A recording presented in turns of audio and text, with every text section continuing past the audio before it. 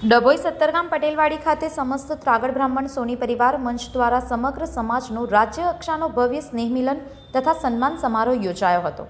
સમાજના પ્રમુખ મનોજ પી સોનીના અધ્યક્ષસ્થાને યોજાયેલા કાર્યક્રમમાં ગુજરાતભરમાંથી આવેલા તેજસ્વી વિદ્યાર્થીઓને મંચ પર સન્માનિત કરી તેમના ઉજ્જવળ ભવિષ્ય માટે શુભેચ્છા પાઠવવામાં આવી હતી.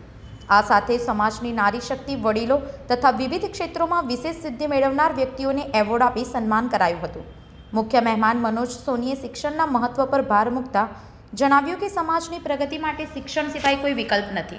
તેમણે યુવાનોને સાયબર ફ્રોડ જેવી ગેરકાયદેસર પ્રવૃત્તિથી દૂર રહી સંગઠનમાં જોડાઈ સમાજહિત માટે કાર્ય કરવાની હાકલ કરી હતી. સમગ્ર કાર્યક્રમનું સફળ આયોજન સમાજના આગેવાનો દ્વારા કરવામાં આવ્યું હતું. ડભોઈ ખાતે ડભોઈ ત્રાગડ સોની સમાજ પરિવાર તરફથી અખિલ ગુજરાત સોની સમાજનું મહાસંમેલન ડભોઈ પટેલવાડી ખાતે યોજવામાં આવે, જેમાં ડભોઈ તથા આજુબાજુ વિસ્તારના સમગ્ર ગુજરાતના તેજસ્વી તારલાઓ જે વિદ્યાર્થીઓ હતા એમને એમના ભણતર પ્રમાણે શૈક્ષણિક સ્થિતિ પ્રાપ્ત કરેલ એ મુજબ એવોર્ડ આપવામાં આવેલા છે તથા તેમનું સન્માન કરવામાં આવેલ તથા અમારા સમાજની જે નારી શક્તિમાં જે બહેનો અને યુવતીઓ આવેલી હતી એમને પણ અત્રેના સમાજ દ્વારા એમનું સન્માન કરવામાં આવેલ છે.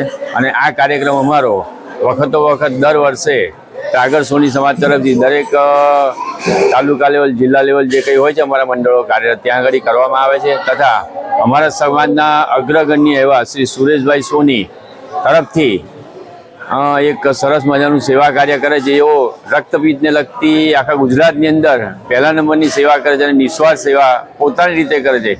એમાં એ કોઈનું યોગદાન પણ સ્વીકારતા નથી ને પોતાની રીતે આજે 80 વર્ષની ઉપરના બંને પતિ પત્ની છે અને બંને પોતે પોતાની રીતે આખો સેવા કાર્યનું યજ્ઞ ચલાવે છે.